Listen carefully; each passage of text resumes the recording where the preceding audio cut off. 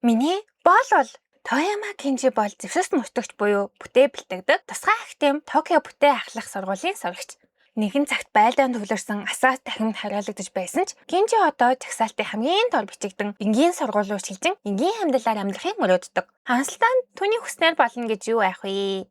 Нэг л өдөр Кинжи завтай бүтээ алагчийн бай болох нь тэр. Түүнийг асын удирдлагатай буунд хуугдаж байхад нь эс зэрэглэлийн бүтээ Аря Холмс Кансаги Кинжиг авардаг бөгөөд тулааны явцад Аря Кинжиг хамгийн том нууцыг мэдчихдэг. Кинжи охиноос болоо сэтгэл нь хөдөлж догтлох үедээ стерео төлөвч шилжин рефлекс, оюун ухаан, байлдааны чадвар нь иш сайжирдаг. Түүний энэхүү нууц чадварыг харсны дараа Аря Кинжиг өөрийнх нь өөрийнх нь хамтагч бол гин. Энэ мөчөөс эхлэн Кинжи террорист, хүсний алуучид гээл төсөөлж боломгүй аюултай гэмт хэрэгнүүдэд нүүр тулж аюултай даалгавраас даалгаврын хооронд татагдан орхолно. Үүний зэрэгцээ тэрээр бага насны найз Хотоги Шираюки цаглаг зангийн цаана олон зүйл нуусан Минорико мөн Кинжиг дэрэгдээ байлгах өөрийн гэсэн шалтгаантай арай нартай харьцах хэрэгтэй болдог.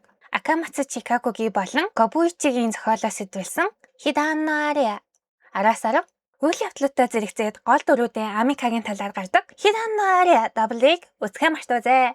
Өдөр бүр нэг аним.